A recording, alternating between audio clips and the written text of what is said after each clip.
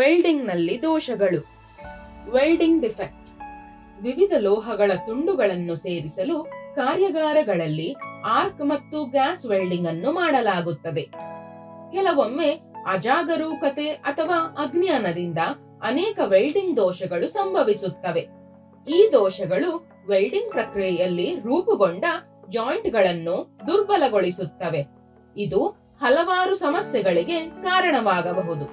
ಆದ್ದರಿಂದ ಒಬ್ಬ ನುರಿತ ವೆಲ್ಡರ್ಗೆ ವೆಲ್ಡಿಂಗ್ ದೋಷಗಳು ಮತ್ತು ಅವುಗಳ ಪರಿಹಾರಗಳ ಬಗ್ಗೆ ತಿಳಿದಿರುವುದು ಅತ್ಯಗತ್ಯ.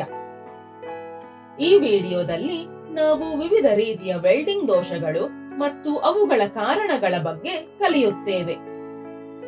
ವೆಲ್ಡಿಂಗ್ ದೋಷಗಳ ವಿಧಗಳು. ವೆಲ್ಡಿಂಗ್ ನಲ್ಲಿ ಮುಖ್ಯವಾಗಿ 2 ರೀತಿಯ ದೋಷಗಳು ಕಂಡುಬರುತ್ತವೆ. 1. ಬಾಹ್ಯ ಅಥವಾ ಮೇಲ್ಮೈ ದೋಷಗಳು. 2. ಆಂತರಿಕ ಅಥವಾ ಭೂಗತ ದೋಷಗಳು. ಬಾಹ್ಯ ಅಥವಾ ಮೇಲ್ಮೈ ದೋಷಗಳು. ಈ ದೋಷಗಳು ವೆಲ್ಡಿಂಗ್ ಮಾಡಿದ ನಂತರ ಮೇಲ್ಮೈಯಲ್ಲಿ ಸ್ಪಷ್ಟವಾಗಿ ಗೋಚರಿಸುತ್ತವೆ ಮತ್ತು ಬರಿಗಣ್ಣಿನಿಂದ ಸುಲಭವಾಗಿ ಗುರುತಿಸಬಹುದು. ಬಾಹ್ಯ ದೋಷಗಳು ವಿಭಿನ್ನ ಪ್ರಕಾರಗಳಲ್ಲಿ ಇರುತ್ತವೆ. ಅಂಚುಗಳ ಕರಗುವಿಕೆ. ವೆಲ್ಡಿಂಗ್ ಪ್ರಕ್ರಿಯೆಯಲ್ಲಿ ವರ್ಕ್ ಪೀಸ್ ಅತಿಯಾಗಿ ಕರಗುತ್ತದೆ ಮತ್ತು ಅದರ ಕೆಲವು ಭಾಗಗಳು ಖಾಲಿಯಾಗಿಯೇ ಉಳಿದು ಬಿಡುತ್ತವೆ.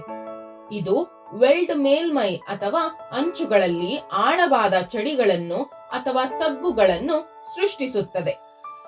ಇದರಿಂದಾಗಿ ವರ್ಕ್ ಪೀಸ್ ಅನ್ನು ವೆಲ್ಡ್ ಮೆಟಲ್ ಸಮರ್ಪಕವಾಗಿ ತುಂಬುವುದಿಲ್ಲ ಮತ್ತು ಜಾಯಿಂಟ್ಗಳು ದುರ್ಬಲವಾಗುತ್ತವೆ. ಬಾಹ್ಯ ರಂಧ್ರಗಳು. ವೆಲ್ಡಿಂಗ್ ಸಮಯದಲ್ಲಿ ಲೋಹವು ಕರಗಿದ ಸ್ಥಿತಿಯಲ್ಲಿದ್ದಾಗ ಕೆಲವು ಗ್ಯಾಸ್ಗಳು ಅದರಲ್ಲಿ ಸಿಕ್ಕಿ ಹಾಕಿಕೊಳ್ಳುತ್ತವೆ.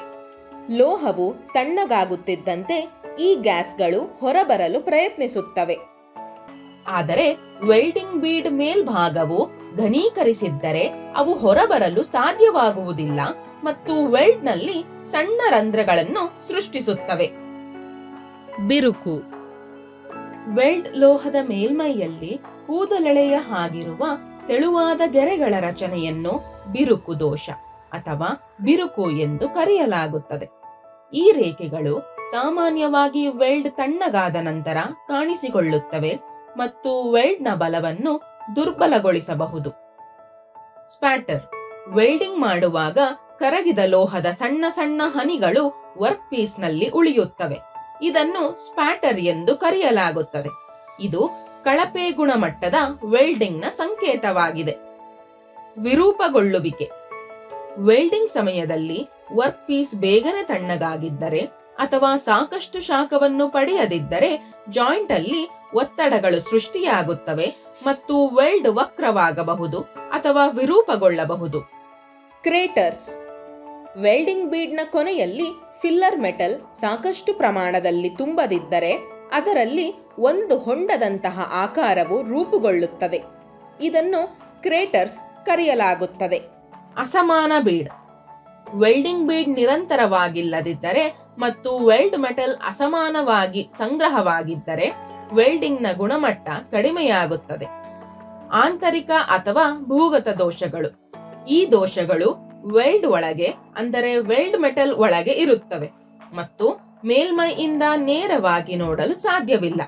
ಇದನ್ನು ಲ್ಯಾಬ್ ಅಲ್ಲಿ ಟೆಸ್ಟ್ ಮಾಡುವ ಮೂಲಕ ಕಂಡುಹಿಡಿಯಬಹುದು. ಈ ದೋಷಗಳು ವೆಲ್ಡ್ನ ಶಕ್ತಿ ಮತ್ತು ಬಾಳಿಕೆಯ ಮೇಲೆ ಪರಿಣಾಮ ಬೀರುತ್ತವೆ. ಇದರಿಂದಾಗಿ ವೆಲ್ಡ್ನ ಕಾರ್ಯಕ್ಷಮತೆಯ ಮೇಲೆ ಪರಿಣಾಮ ಬೀರುತ್ತದೆ. ಸಾರಾಂಶ. ವೆಲ್ಡಿಂಗ್ ದೋಷಗಳ ಬಗ್ಗೆ ನಾವು ಕಲಿತಿದ್ದೇವೆ.